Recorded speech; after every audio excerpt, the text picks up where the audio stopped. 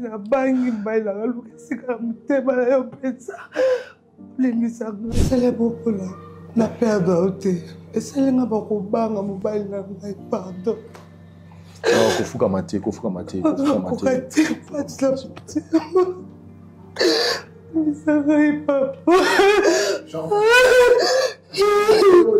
et vous comprends totalement. La situation n'est que vous la minute oyo, c'est pas facile. Charmant Tazan a passé naïe et passé on a nézo ça la queue et empêché à s'exprimer totalement la relation à Bino. Et sincérité de cœur on a une des salles que les lotos s'est retrouvé à. La voix du peuple, oh la voix du peuple, oh si tu as bien, oh. Vincent Chilouise, étoile de la presse. La voix du peuple, toujours longueur d'avance. Les informations partout dans le monde. La voix du peuple, toujours actualité dans les actualités. Bienvenue, chers amis téléspectateurs, dans votre émission Vérité en face, la chaîne Abisso, La Voix du Peuple, une émission d'évangélisation, une émission d'exhortation, une émission de réconciliation à travers K.O. Yotoyambara Awa. Les gens viennent dans cette émission pour nous confesser, avouer, secret, la vérité, bomba et randa bango, captif. Et grâce à cette émission, ils ont libéré les rebelles. Et puis de l'autre côté, ils ont sunga bino. Bandeko bozota la biso koye baningi nini ya botambusa bomo ina bino katikati na mokili oyo comme on a l'habitude de dire c'est une émission oyo eza ko enseigner batu koye baningi nini ya botambola bongo malamu katikati na mokili oyo nous sommes tellement émis ya koye baki boza belé liboso ba poste télévision na bino pour Hollande émission oyo. La seule chose que nous vous demandons avant de continuer cette émission c'est de liker, aimer cette émission. Souvent quand je parle avec des gens qui nous appellent pour intervenir, donner leur impression, donc j'aimerais qu'aujourd'hui, s'il y aura 40, 50, 60 000, 70, 80 000 personnes qui vont regarder cette émission, vous êtes en famille, n'hésitez pas à liker l'émission Oyo, vous êtes en train de regarder cette émission dans le bureau, en tout cas, partout vous êtes, en tout cas, utilisez votre pouce pour liker l'émission. C'est la meilleure façon pour soutenir le programme Oyo Tochi Larabino à tout moment, vérité en face, jour pour jour. C'est depuis 2015 que Tochi le programme Oyo na YouTube. Et 2023, et aussi la calamité d'Ortokokisi, 8 ans depuis l'émission Oyo Exista. Et merci. Na babone nyonso bozo continuer continuer sa fidélité la bino na programme Oyo la bino.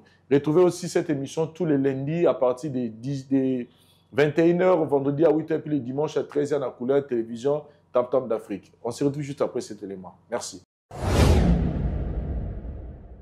Voilà, chers amis téléspectateurs, je pense que Bisso Nabino, Totaki Bongo, Kolanda Ka, Otozagi na Awana plateau na Bisso concernant de Ronabisso à moi si Christelle Otaki Bongo na Angola pour venir dire la vérité, comme ça secret Oyo. À Bomba, il y a cela plus de 15 ans. Il y a Botaki, Bongona, Mobali, il y a grande sœur Naye. Vie la difficulté, Bazokutana en Angola. Vie ce qui s'est passé, Mobali, il y a grande sœur à Koufi, Atikaki, moi, Bozumuke. Et au tala ba condition, ba revivre.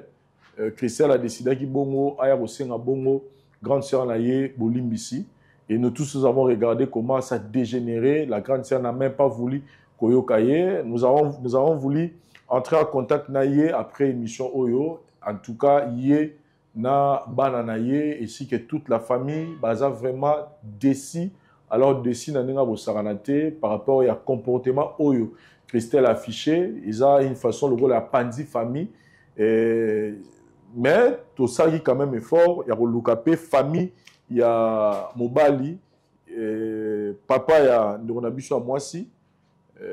Baza au courant, Makila la bango ba otika ngote, erreur grand frère à Salaki, petit frère de la Salaki, et si ils ont déjà consommé, moi n'a pas existé, et là nous sommes en train de voir comment on peut aider pour que réconciliation et salama entre les deux familles, tout le cadre d'attente pour que moi n'a à subir conséquences de Oyo, ba parents, ba Salaki, c'est-à-dire erreur Oyo ba boti ba sali, moi n'a subir en ngote, c'est-à-dire moi n'a il faut avoir la part.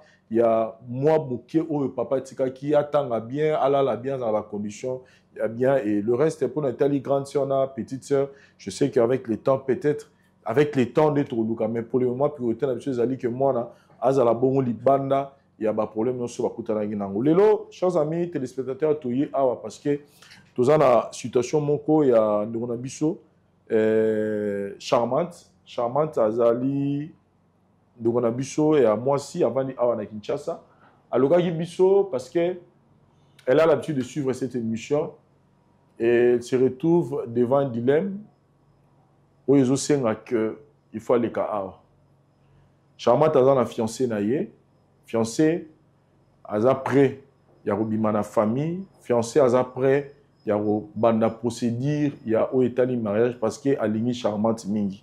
Mais Charmante a un secret moko, a un likamoro boyozo tungisa bomoy naïe, où ils allaient empêcher même à accéder na nzela wana ya kokende tina libala.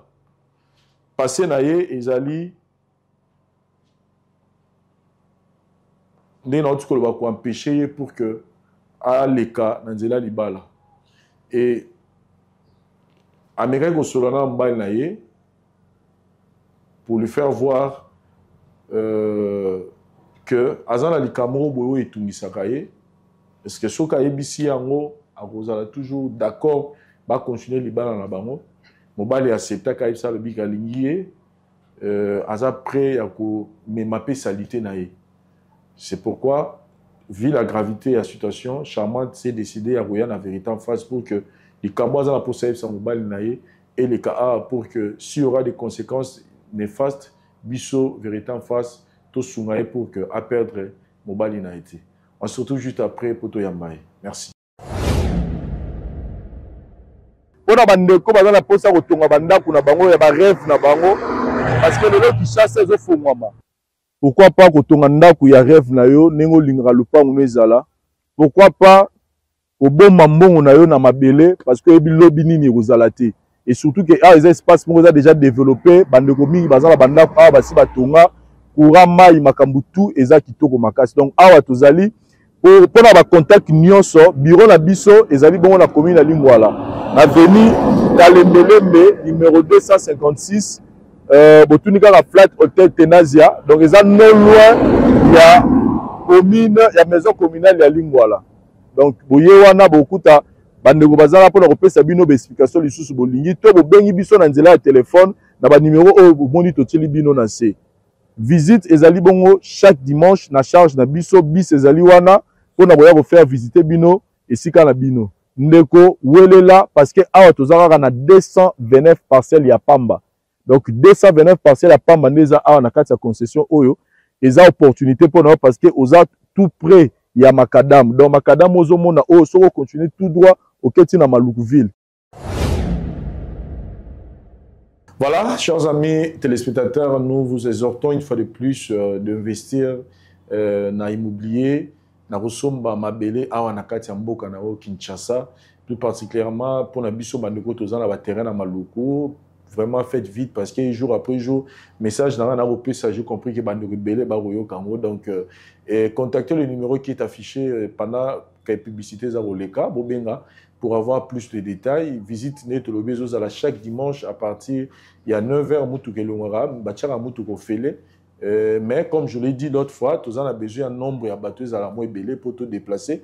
Mais si vous voyez que vous appréciez au cours de la visite, vous pouvez toujours envoyer votre représentant pour qu'il est sur place. De l'autre côté, nous sommes là, chers amis téléspectateurs, avec notre invité, Nakombo ya Charmante. Charmante, n'est au Lobaki que Aza Awa na Kinshasa. Elle a l'habitude de nous suivre à la couleur télévision. Et aujourd'hui, elle veut se confier à nous pour que tu accompagnes na secret Oyo Alinga Bimisa et pas ya fiancé Naye. Charmante, bonjour et bienvenue dans cette émission. Merci d'abord premièrement pour avoir accepté. Il y a que likamnayo biso to traité en et nimi pe les canings to l'exango toujours là il y a ba télévision. Comme je vous avais dit avant to banda yango que toza aponayo yo ko expliquer biso problème ni nous en haut et à la fin biso toye ba ko assister pour que ozoa solution et nzamba permettra makam c'est comme la biso pour servir bande comme sous peut-être leçon il y a un monito supplier qui vraiment que les cas pour que ils allaient filmer et pour sont un peu bande comme sous charmante ni ne mieux émission. Merci papa Vincent. Très charmante. Naza pena fiancé na nga tozane awa. Nde na ye awa na apona sentiment te. Vu que ase na ngai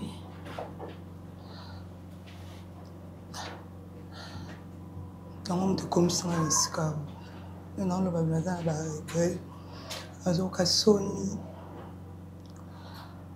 on a choix te likambo na bombango vraiment longtemps tant na mona bandeko baleka mingi awa nakobomba likambo boye te naza moto malade koma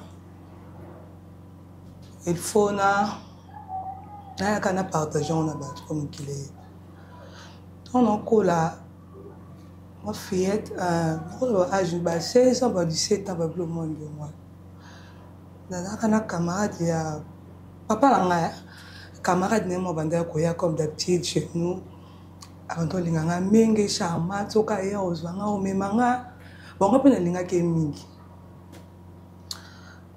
eko koma na moma mo boye tokomi kobima na ye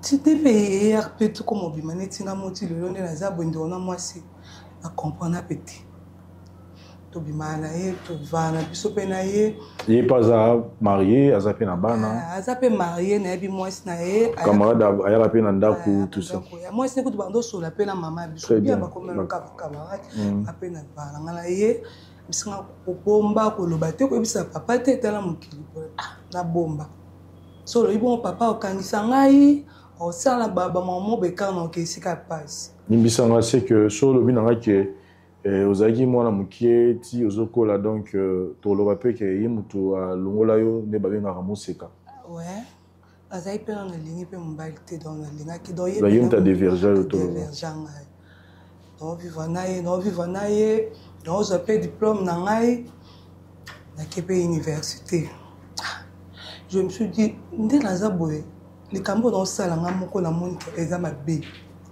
na vivre na camarade ya papa na ngai ye alingi yanga mingi même si nayebisi papa ngai alingi na ngai so relation oyo te totika aboyi chamati ngai nalingaka yo mpo naona kosala nyonso nakosombela biloko nyonso kolinga boyeboye azolempanga kana okena boye nazwi décision bomwa tozonga lisusu amopaye na décidaki na bi na boyi na ngai oboya pe relation ya ngai na ye na boyi na ngai ye pa osala makambo mosusu abondelaka nga kaka komela nga même si na ba whatsapp na banini nga na boya na ngai et après nayolinga mobali na nga mosusu nalingi mwa jeune mo tozalene tolingana pe mingi même si ye mo pa linga nga mingi nayolingi tolingana jeune garçon tobandi pe vi na biso eyo arrivé ke papa ngo ayo okufa ntango ayo okufa wana nafandika babenga papa kutu mutu ayebisa ya ngai oh papa ki ngai nasali ka crise boye alalaki akufi ndeni nango ye akufi lelo eleka mwa une semaine ka boye na ba 2 jours et après bayomona ka bandeko mobali na ngai bakotia bapiblie photo mobali na ngai akufi asalaki accident na comprendre papa ya mon camarade ya papa na bino akufi et une semaine na ndambu mobali na oyo ozo vivre na pas kufa pas kufa na comment expliquer likambo ekokomela nga boye mutu nazalaki neka kufika bemba moko akufa na nini oya camarade papa pika crise asala crise yami oyo suko bozalaki na ya akufi na nini asalaki accident na moto asala accident na moto ale na mituni na lele pe makasi parce que na lingaka pe mingi pana bon pe bayeba ngai pana biso pe mama biso ayebaka bato bayeba tanga yo kufa wana après papa nous bakana soni pona na chouette allez na olinga na fiancé na nga oyo comment ça nga pe bakobanga et puis ça nga Charmant na do alinga mingi non nyonso tu na senga ya sela nga to ke mbana nga mo pe no amona pe ba bolingo ya opesa ngai ba pe na ye bakobanga na sko ba na mo bala la kufa avensa comment ka ko banga na nga dira la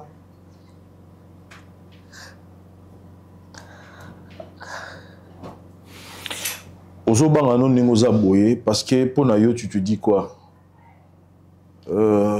liwa ya papa wana camarade ya papa na mobali no ningi landana ozomona dirait que ozomona ni pour na yo za nini c'est-à-dire elo mo za na simal baliwa nyonso mibale oui nze na omona loka mo elo mo bezali chiko zala nga un peu moi zala nga penda sincère hein parce que toujours luka to sunga yo mais pour to sunga bien faut to comprendre les problèmes place ça pendant que vous avez vivre un garçon qui sika est-ce que kata qui penza relation totalement na papa wana ça reste sincère ko ça t'est pas vrai so na bika na kata qui relation na papa wana on sait que na kosi na buki pe lukuta na miso nzambe no ermo bazaki na mnoko magro boya kiye ya epsanga chama tu za ka mwesi na ya vie yo kolinga mobali mususu tenga ni mutu na mobali no ya vie quand on y est pas au kufa mobali na ngala kufi de bangisa ngai tilo o mobali na ngala to bimane kaka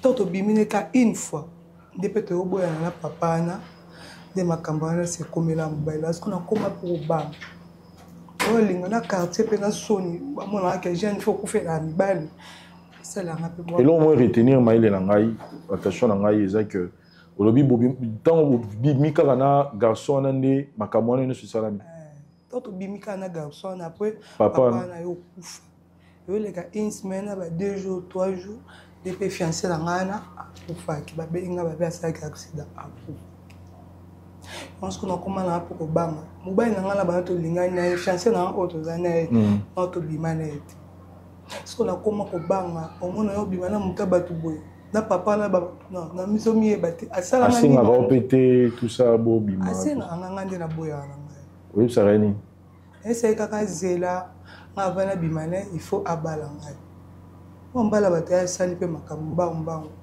il faut que obala ngaka ni mnaza ko stopper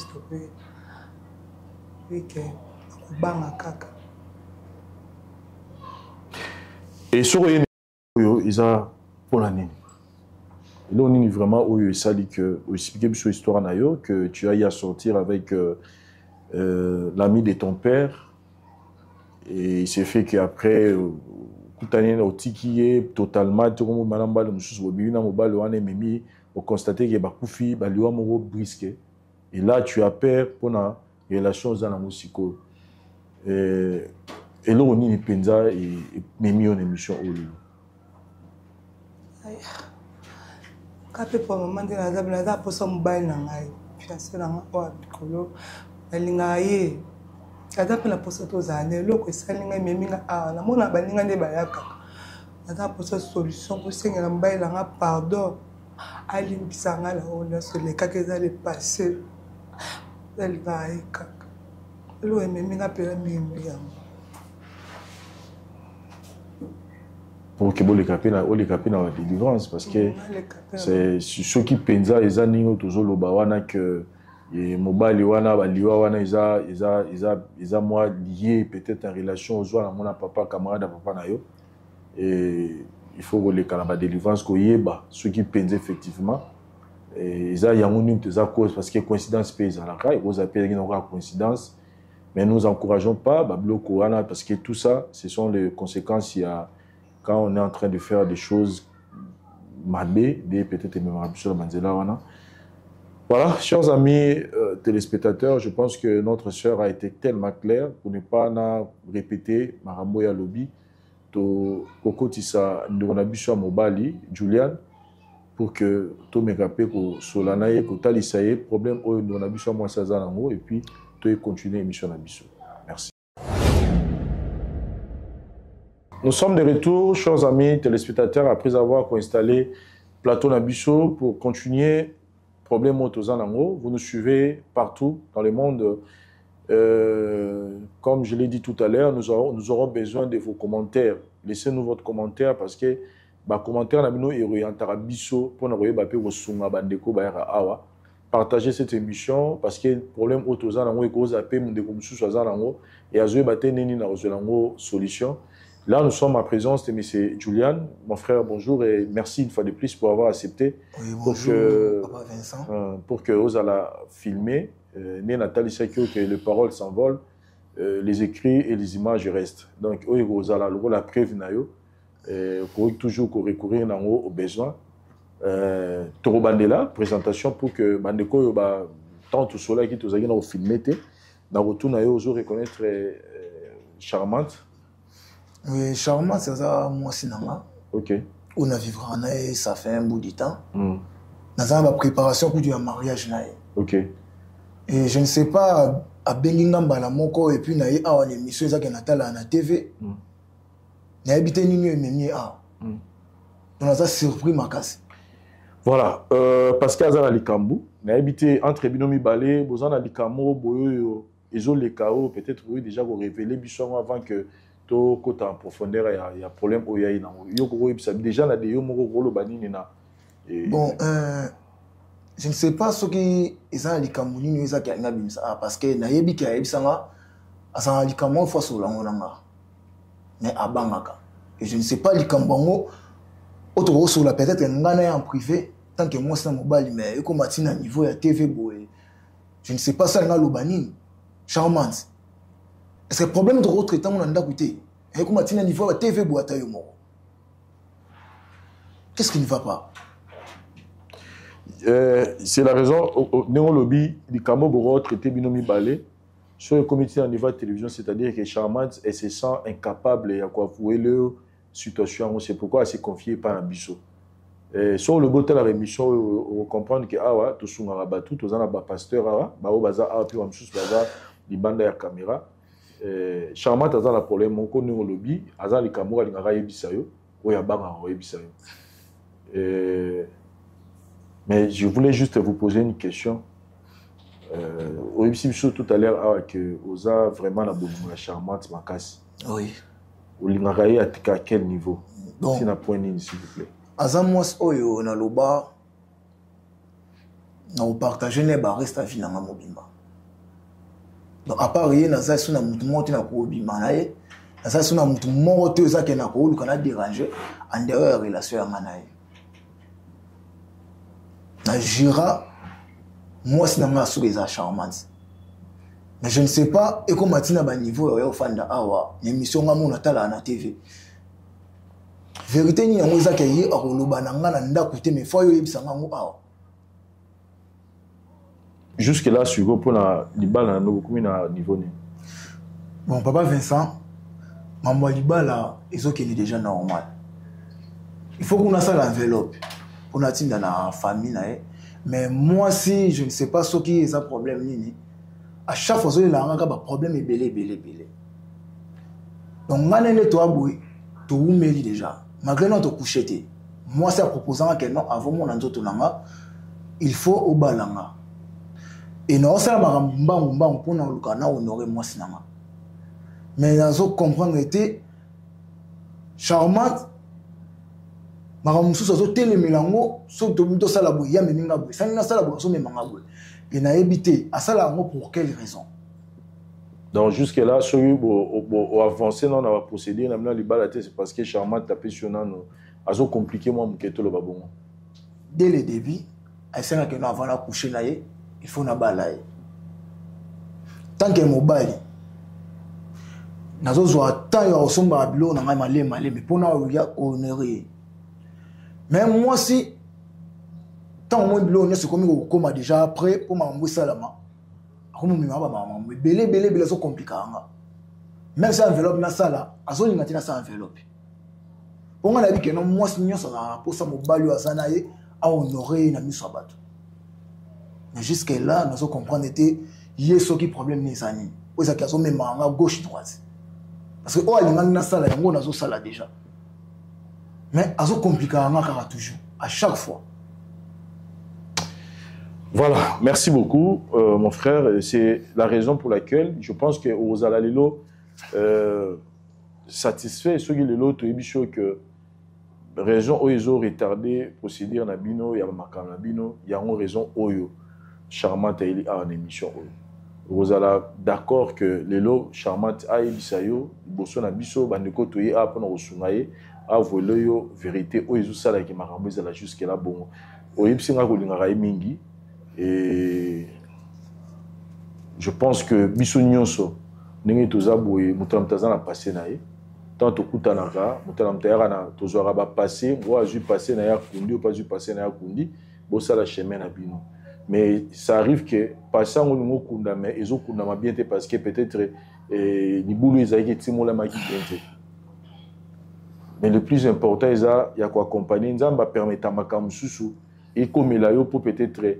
eservir bato eservir yo comme d'expérience pour peut-être lobi to lobi ane koteya mpe bana na yo donc awa tozopase parole epai ya Charmante Charmante moto abengisaki yo awa Charmante aza na likambo alingi ayebisa yo balingi ayebisa yango awa na émission oyo et Charmante ozwa courage pour que o expliquer ndeko na biso eloko nini oyo ezodéranger yo pour que ti sikoyo libala na bino esalama nanu te jusque là zwa courage pour que biso na nini kokoyede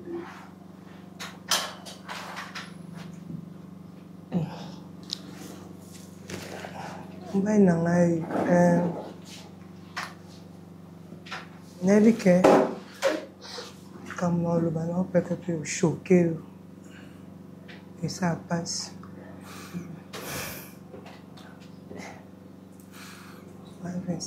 oui il faut expliquer nyonso expliquer vraiment ndenge nini likambo ezalaki ti okoma niveau oyo tokomi awa nayebi ke olingaka nga mingi nga mpe olingaka yo kaka ke oluka esika na motema na olimbisa ngai Charmante na kolimbiso par rapport à quoi parce que likambo oyo na ocomprendre te ozolinga oloba nini na vérité en face oyo ezo émission nga atala na tv kasi yango te yo na bindima na oluka esika na motema na olimbisa ngai nalinga yo nakoka mpe koperdre yo te ntango naokola mbisanga papa pardon na oloba na oyoka basi eleka nango deja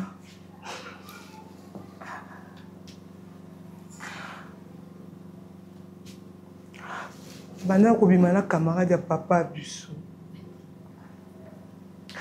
naobima na camarade ya papa ya biso ntango bandaka koya na ndako nayebi te soni nango etindelanga mpona koma kobima na ye so mpa mvutima bayeba ye mpe te tobimaka na ye nabimaka na ye mpe wana azalaki na oso na posa te ke nazalaka na relation wana ya biso mbale mpe nabaki nazwaki décision natikalanga kobima na ye nde nayaki oyebisa ye te papa nalingi nanga susu relation wana te entre biso mibale oye aye oboya aboyi alobi oboya nga ndenge nini Charmante oza mwasi ya vi na ngai boyeboye alobi lobi kaka après nayaki otikala nga relation na ye asiki na ngai mpe ma ye mo sikoa balingai kobenga kaka mona obenga ngai obenga moto okutana tobima mpe kala ye so nalingi aboyela ngai ka mwana okosanga Charmante nga alingaka na ngai yo boyeboye oza mwasi ya vi na ngai naboyi nanga na olinga fiancé nanga mosusu nalingi mobali nanga mosusu ado voilà ekoarrive ke camarade ya papa ya biso wana azalaki mobali nanga aye okufa asalaki crise na pongi aye okufa après oleka lisusu mwa ba une semaine boye na bandambo boye fiancé nanga oyo nalingaki wana ye mpe aye suki okufa na accident yango ntango tokutana ye na yo makambo wana sikoyo makambo papa na bandeki koloba na ngai Charmante toza mwasi ya vi na ngai okolinga mobali mosusu te ekosanga loka moko banga nango bolika bekobolaka kaka boye papa na tozalaki na ye akufi mobali na ngai mpo nalinga ye mingi akufi kaka na osida moko bekutu donc ekulu moto akufa kaka te sida oyo akokufela mayokufe nde osanga kobanga wana yabi navana ngati toyakolinga na yo mbai na ngai olukesikala motema nolimbisa ngai tomoni na osasa bamambo wana nyonso ke ozelisa obima mpo bapara na ngai te na bandela kobanga ampola mpe kaloka likambo ekomela mbai na ngai wana ekomela mpe yo nabangi mbai na ngai olukesikala motema na yo mpenza olimbisa ngai professeur. La raison pour laquelle les mots ont passé dans un rapport, c'est ça?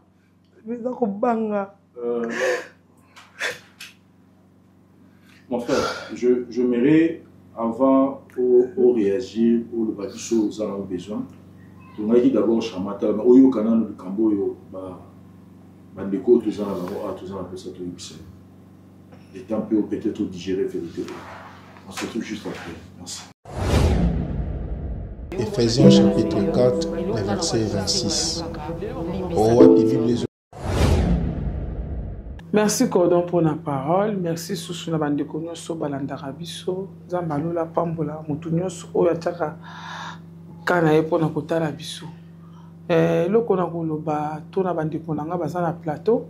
Conseil na kopesa toyebi te. Eloko nini o papa sala. Soka sala ki ndeko na biso a mwasi toyebi te.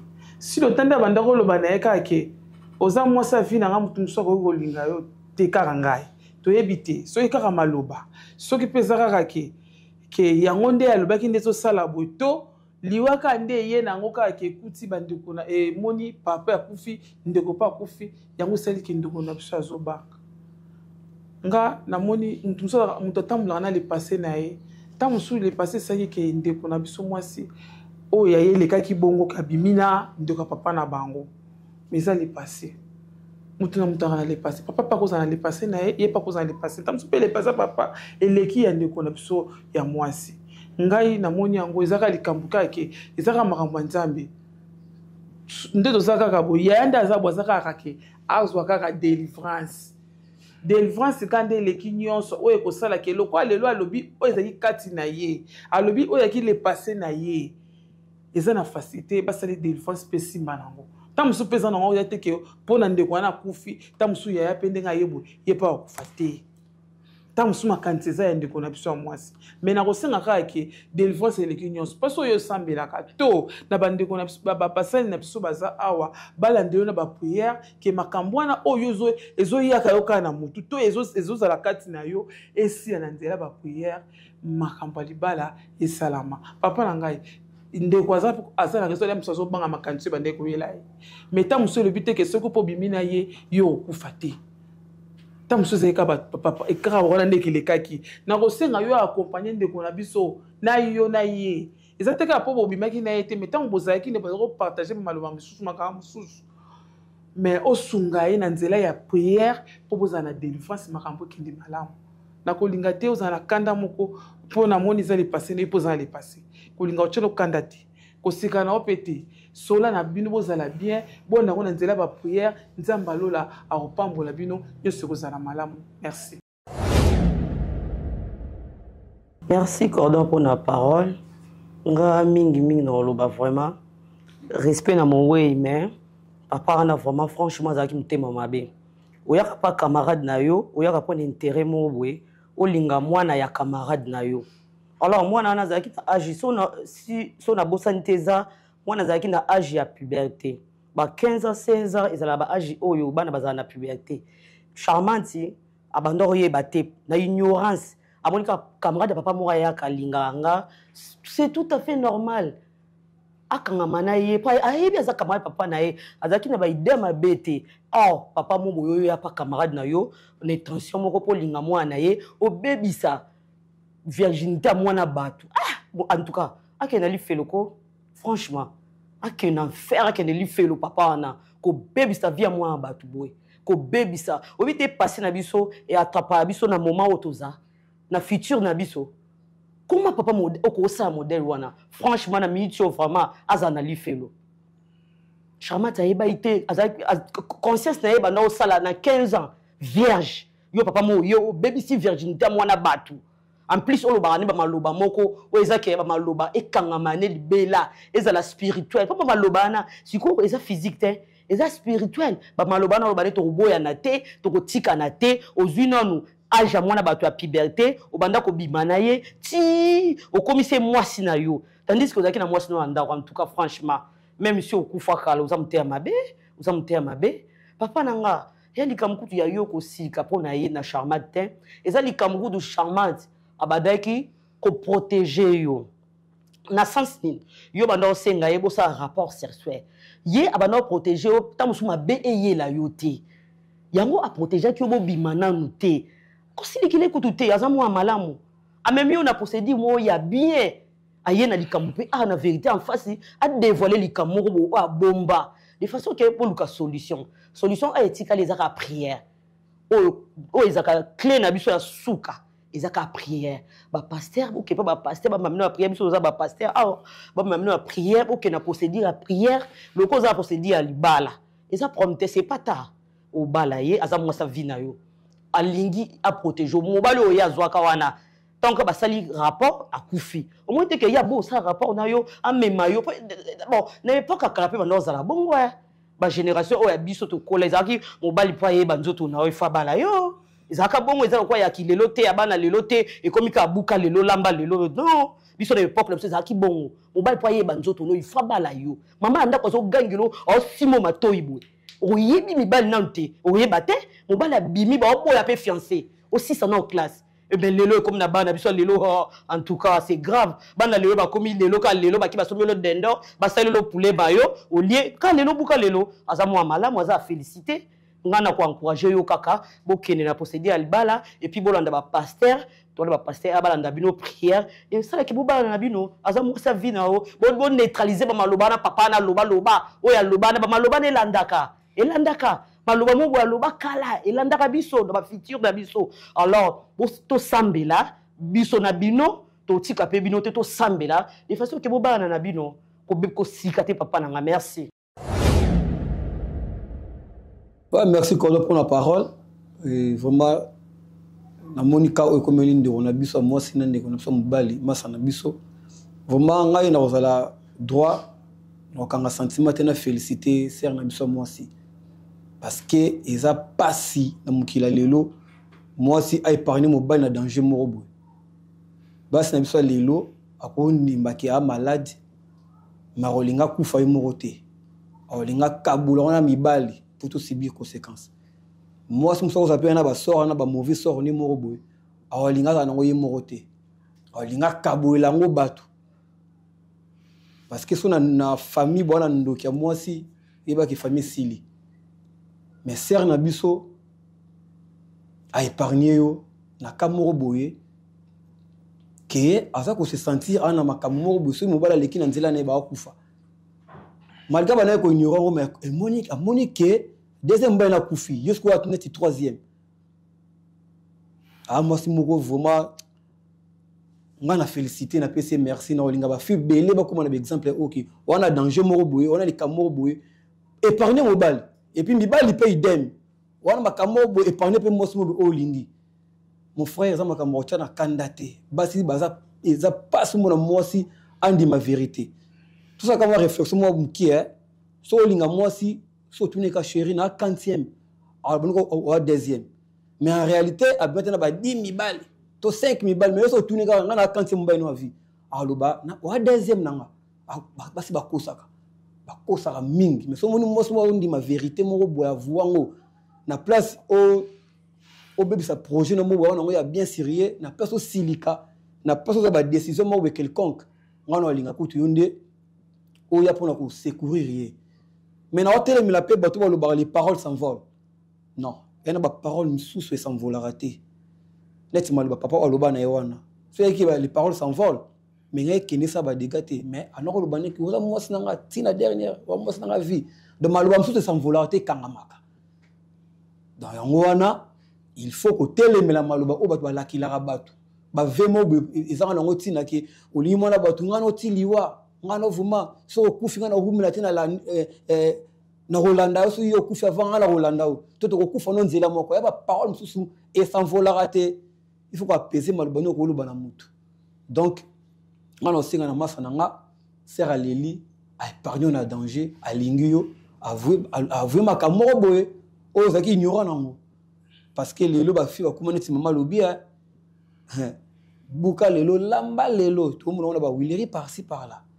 Donc moi bon na ba ko mingité masa nanga cha esprit na c'est déjà avoué et l'on va passer ndi bazala baza awa ba ko orienter bino kana ba verset biblique prière pour ko katala lien maloba wana pour ça ka maloba papa wana ba papa belé ba yaka na ba via bana mikie ba ndona nga basi ya mikie ba papa nyonso ba yaka na ba vie na bino ba yaka ka tina sentiment ba yaka ko semer loko moko boye ba tikela bino ba wifi na terme na ko ba tikela bino wifi donc là mo bana so pota kana nzoto nu mamo essayer connecter ba tikela bino ba makamoko boye ba benda bino pe makamoko boye ba chance ba bénédiction ba tikela bino semence pour boya kufa ma mebele bele vous allez ma prudent merci.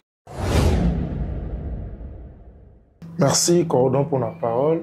Nangina lobela nekonangai Julia koebisayo Bible lobi na Galates chapitre 6 le verset 1er qui non na deuxième verset soki moko ya baninga na bino ya kutani na mabe eke bo attraper yo oza na molimo mosantu solola na ina kimia petalisa nzela pote yango ndeza moko ya o nkolo asalaki mpona yo na nga tozala lelo na bomoi koyebisa yo koforce yo kobala to kotika lem so na koya wana te mais na olinga quand même na intelligence ya elobeli na nga o comprendre ngai koyebisa yo libala eza monde mosusu maintenant toi on a problème ya libala te toi on a problème ya mutu le sali est individuel toi on a problème ya mutu mutango eza na eza mutu yo lingo bala ça veut dire avant to koma na libala to ba na ko réparer vie ya mutu moko parce que o excuser nga le kola mutu na ko loba pe nana ndano délivrance nanga to kabwana na yo nana ndano vie nanga naza libre comme ça na ko lukande ni na ko bala le kola mutu mais le kola peka ka mutu alobi te naza pe na mutu moko na ko yesola na asunga nga parce que ndaye wa yesola na yo aika asola na yeso sungai pona marche alinga kota parce que na mit oyo ndeko na biso atana kata problème ngo ezali les gens ne comprennent pas que mutu nyonso oyo sanga na ye bo partager ni molimo moko oyo eza kati na ngezo kota pa na yo oyo eza kati pa na yo ezokota pa na nga problème ezalaka nini mutu ozokuta ni na rapport sexuel soki na kati na ye aoyebake na osala eloko oyo mpona déposer quelque chose dépasse mieux vaut na yebaki mais soki ye na conscience na yebaki ndeti na ngai j'ai compris que c'est papa ayebaki yango ayebaki eloko azosala raison pour laquelle azoloba naoki na badire mama lobi awanaye koyebisa yo koboyanga te pardon na peso nyonso alaki prêt opesa nyonso kaka pa batela bolingo na ye c'est là na otire leçon mon père mpona baboti na biso bablaki mosusu kosala yango na molili ebima bablaki te ekoma réalité à chaque fois kolobaki mwasi na nga na molili moto afandi nango asali yango akomisa yango ya solo ça veut dire azwi accès ya maloba o mokolo mwana abimisaki tango azwi accès na kia salon akoma mona connaître sombi et pas sombe malamu à transmettre na ye molimo ezala kati na ye tango comprendre que bakabi eloko eza eloko pekisami kokaba eza sexe oya kangaki bakabi yango na mutu mosusu ememeli eliwa parce que na yoki na lisono habitant ko atuna ke alobika ke no baramoko ça montre directement que papa na biso azaki na contrat moko na vie ya mwana mwasi ya batu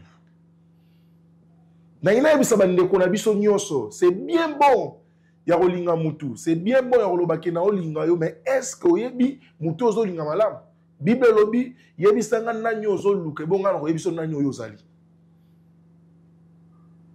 parce que tant ozoluka s'engager na mutu na rapport sexuel il faut yebe non malamu azanani parce que mutu nyonso za na mission na vie na biso et surtout ça aussi porte d'entrée à sexe et s'il a détruit yo et s'il a détruit vie na yo soki réellement et si réellement tu l'aimes ozo kana kolinga e soutenir ye Bible lobi na Matthieu chapitre 12 les versets 43 à 44. Ils ont limbo la kobeta lisolo ya muto ba démon ba bilikati na ba kei ba démon to ba kei ba ko fana na esika bikauki. Ba mi lobeli bango moko to zanye esika ko kende.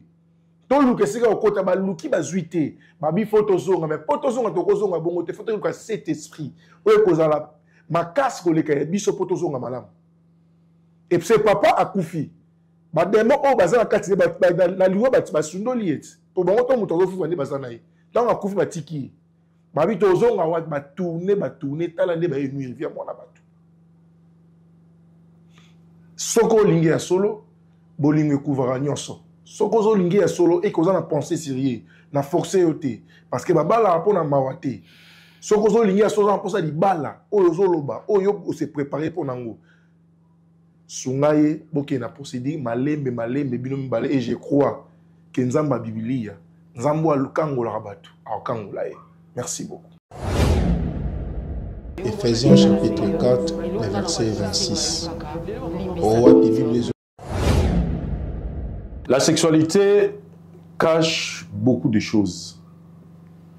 Et si kaoyo shogi batumi bale basangani ebimisi un être humain kotala raka bolimbisa ngai nzoto ya biso mibali na nzoto ya basi esangani après 9 mois mutu abimi na mokili pe exister pas sali makama minene, c'est-à-dire que eza eloko yo normalement il fallait ezakesika o biso ava tokende na nzela na il faut to meka kosela rappel bwanya mingi moi réflexion mingi esika oyo mutu azobima c'est que ezana ba énergie ezana marabu belé le kanaka wana oyo mutu so ko utiliser ngo pe de manière négative.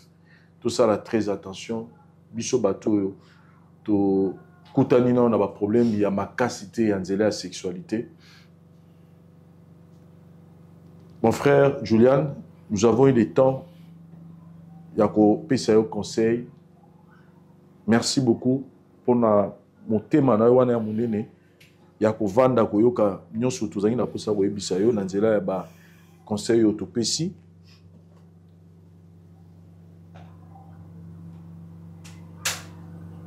Mais na rosenga yo o permettre ngai avant na yoka réaction na yo na megano ko sola muke lisusu na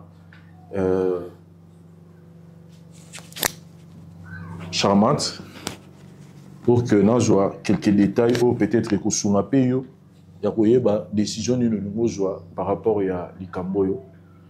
Charmante, je te pose cette question devant Mobali Nayo. Mon frère, raison de bien cette image pour que alingi yo azana poso perdre yote malingi pa bimana capacité on ezolataye.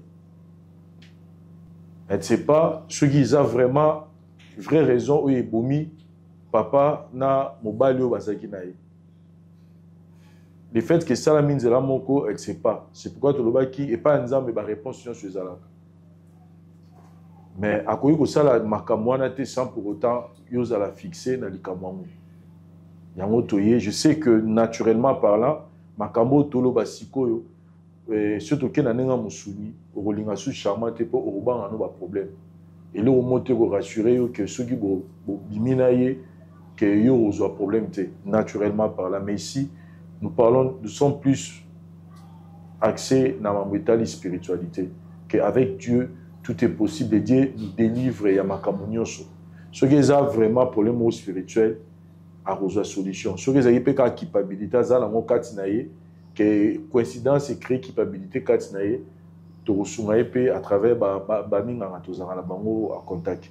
Mais na tuna charmante et lo moko yebsanga vérité ti okoma na niveau loba que ya ko koma na capacité wana que mobali no akufi nzela moko papa ya na camarade ya papa est-ce que les bozaki na camarade ya papa na bino bozana makambo bino mbale bosala bolobana bozana ba pacte moko bosalaka bomelana makila est-ce que azana cérémonie moko sala to bikamo boetelo moko pesaka yo oyo alobano peut-être oyo eza sekele na biso bomba yango moto ayeba te. Ça ni l'automne, tu mets dans la maquillette, l'automne. Il y a bandolo le banana kana kabulé na mutu msusute. Ngani na moi servi na ngani na mobile msusute. Et le quand le banana ka moi. En dehors na le monsieur ezat. À part ko kabola nzoto bozali ko kabola na ye, elo mususu bosala likolo nango ezate. Vous assure. Oui. Na nyonso oyo bato bapesi conseil avant toyoka topesa temps sikoyo na Julian ndeko na nga loba nino boyebisa ye na nyonso oyo eleki na vie na yo na vérité wazo apprendre lelo.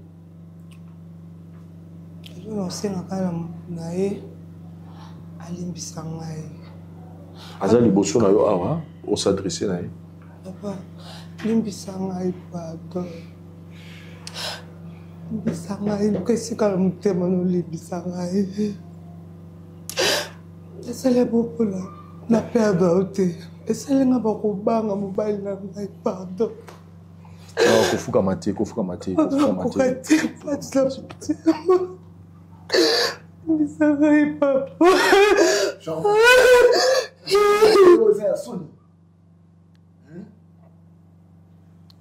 Émission est télévisée. Problème ni ça que tu commences sur la télévision. Et bah collègue na maman musala sur hôtel la TV. Je ça hôtel na wapi. So ça pour ba mina na bazonga nani. Ba nouveau marié ba to ba na ba na bientôt là. Et bah message moi aboui. Aux a télévisé. Je ça hôtel na wapi. To vérité ni ça que tu commences sur la ndako. Papa Vincent, tant que mobile, na mingi olobate. Aza mwasi na linga mingi. Si s'agit au memaye na ba délivrance les bolobi. Bino mo memaye ba délivrance. Pe délivrance on a soki bo sali yango. Na permettre bino boluka muntu o coucher na ye soki muntu na kufite ngala récupérer mwasi na. Parce que oyo comme busoba. Mon frère, je vous comprends totalement. La situation n'est que vous la minute oyo, c'est pas facile. Mais il faut qu'on reconnaisse côté Yamalamu, il y a Charmante. Je vous ai dit que Charmante a saigné sur la mobilité. Charmante a sali infidélité pendant que vous êtes en relation. Charmante a passé naïe. Et passer on a nézo sala que et empêcher à s'exprimer totalement la relation à Bino. Et sincérité de cœur on a une des sali que les lotos se retrouvé à. Koloba que to aider Charmante à la délivrer, ça nous sommes totalement d'accord na yo. Mais nous dire aller très loin dire que bisoto que la Charmante mobala bimanaye ceux qui a profité nos ongeliers ça c'est pas pour respecter pe moi ce que vous en avez. Mon frère, basi Tommy Bali, n'engé tous en la relation, tu es ba passer na bisoté. Peut-être moi si aux alaki naïe avant koutana Charmante, to mususu zara na yowana ceux qui vraiment à l'obi pas la qui sayo passer naïe makambo ya sala kala. Peut-être Obama. To yo peso peut-être landa peut-être makamino sur bana ko sala na passer no peut-être Charmante par Obama. Chacun de nous a un passé, ce tobito en le côté ba détail wana. Mutobala mninga ozala te mukilo libale oza suste. Parce que mutuna mutazana makambo ya mabeo ya sala o mutuninga pas aussi porté. Oui, ça reto maintenir ba relation à présent. Ce qu'elle est en train de te raconter ici, ils a passé naïe. Ils a te que kambo ya sali pendant que vous en avez. Moi, je sais que je vous exhorte, et allez à opérer sa biso occasion, Anna, to accompagner yé na la délivrance, mais yo peut aux alawana. Parce que c'est déjà une relation à binomi balé. Je sais que c'est vraiment difficile. Ceux qui peuvent famille na yo balandi bayoki, barobang et la moine en abango. Mais moi, je vous dis qu'avec Dieu, tout est possible. Et ça, pour nanga, je suis pas totalement d'accord au lobake. Et ça, baliwan, ils a dit. Je ne suis pas totalement d'accord. Je pose à la paix qui pabilité à Zola Takaka. Mais comme tout ça, Nzela Nzambe, tout me makam na lusambo, Nzamba opé sabiso et Yano. Parce que Charmante, je l'étais au Solanaï, elle m'a dit que Azam vraiment na bolimono et puis yo polingakai. C'est un obstacle qui na libala na bino oyo ils ont signé un binomi bali pour s'élever comme un seul corps pour le cabo 20 ans. Ko abandonner moi sur côté animi ko expliquer les cambo on attend normal pas pour bomba na yango pour bani pe relation peut-être yo ça peut-être deuxième victime sauf qui troisième victime sauf qui et ça pena bon mais pour la montée mamola moya la gisi vis-à-vis na yo bolingo la gisi mon frère s'il vous plaît mi quitti ça tous les calendriers le sambo pour que tous soient des défenses parce que ce n'est que chez Dieu qu'on peut trouver des solutions à nos problèmes. Dieu a la solution à tous nos problèmes. Papa Vincent, non la bonne moi c'est la matière. Mais il y a pas si on a moni, c'est parce que ayo dévoiler le qu'on a TV. Ayo dévoiler on a TV, on a place sur basuna rabatu, base solution. Bien sûr. Tant que na mobile na pourquoi go solo ngona et de un azu son na famille na azu son na ba collègue na ma eza makambo yo et ezo samela batu belé. Moi je l'ai dit à l'éka a peu sunga pe bande ko belé. Mais ce qui est likambo que to reçoit peut-être na suka pour na wetali ndebo pour jusque là de toza biso misatu. Papa Vincent. Biso na bande ko baza. Moi, je m'aimerais que aux à la plus précis, aux à la koto, tous on a likambiate que tout liki awa tout ça non, tout ça déjà awa. Tu peux accepter que tu accompagnes bino na likambo etali kanaye pour que tous ont la réponse parce que bah ça là nzambe faut ba sambela ba yeba ceux qui nzamba lobini na likambo. Mais ndenga memeli makambo eza ya moté. Parce que ningi ezola ça que non après okene na délivrance. Ndemakam o nyoso et aussi là. Nzamba ko sarate so nzamba esi biso que et sili. Papa Vincent. Nanzela basali na ye nous aurons la réponse mon frère. Non lingate lelo ngana kufa malgré épargner na bolimo azana mo enferma. Mais ezane loko morte zo la sakene le so basali les délivrance mamona sili. Et là mon peut-être de la biso que eza baliwa ya babibali wana mibale eza cause ya eza yemtaza na la base nango azamo so na limara mingi et na koki kozwa ba décision so ambala morte na za la famille oza ke bataille déjà loko na TV faut na zo tan yo so la na bango na za so na mingi ya lobate mais oyo sali iba kiza so. Bon en fait mon frère asali démarche moko peut-être.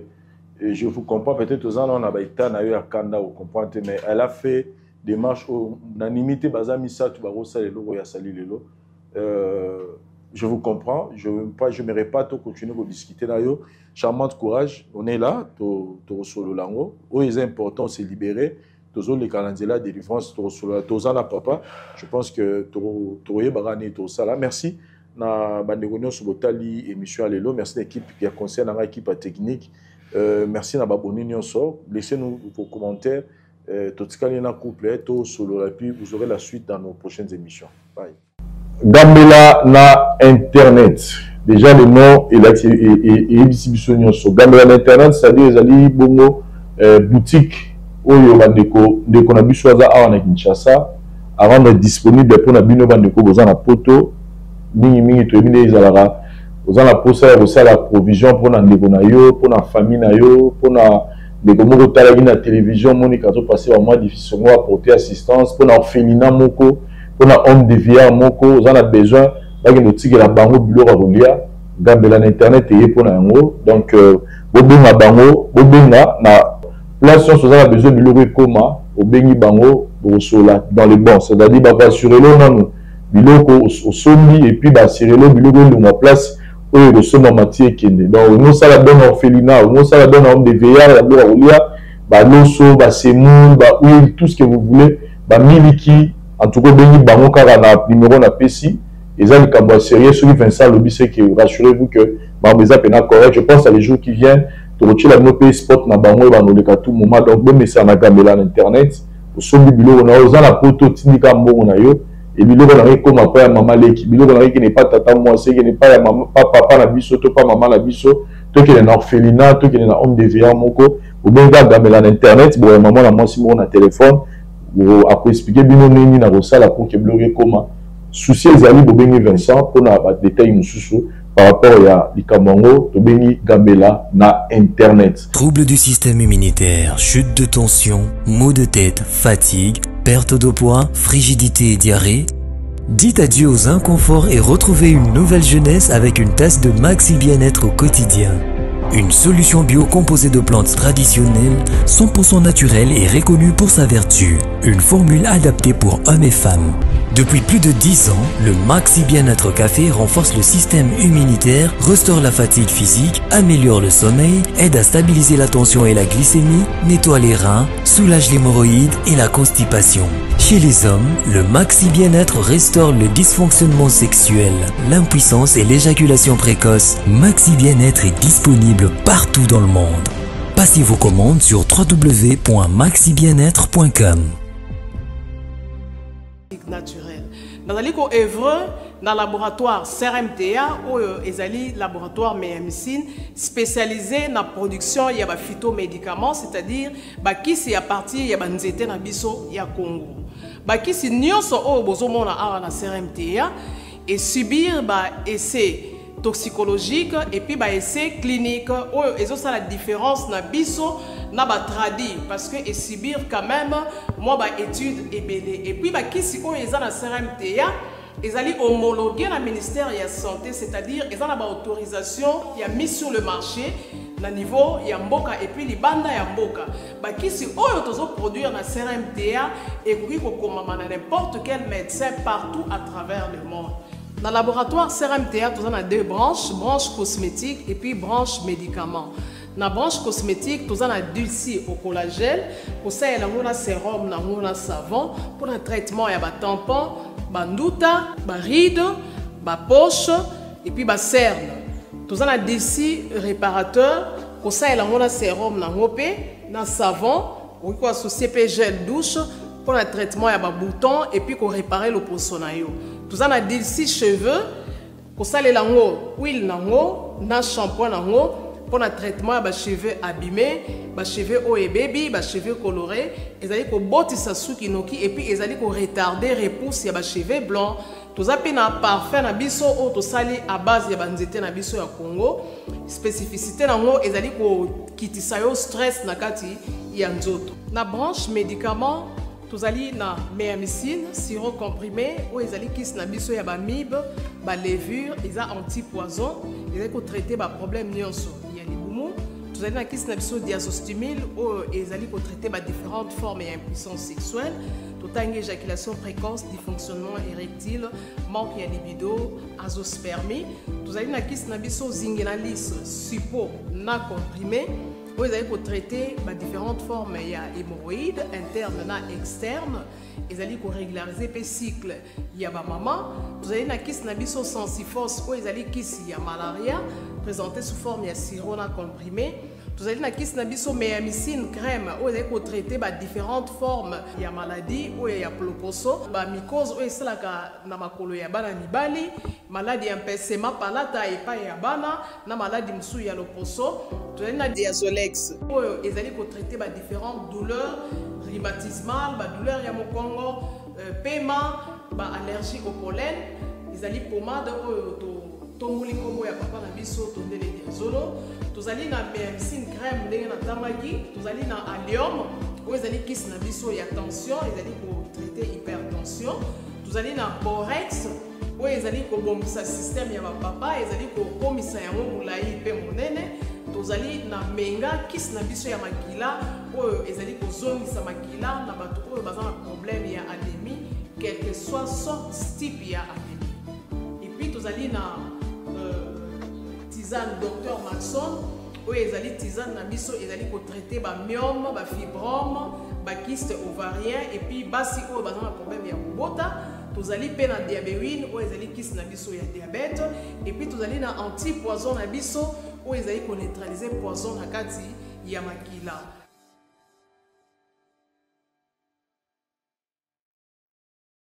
La voix du peuple, oh, la voix du peuple, oh, si tu as bien, oh. Vincent Chilouise, étoile de la presse. La voix du peuple, toujours longueur d'avance. Des informations partout dans le monde. La voix du peuple, toujours actualité, la actualité.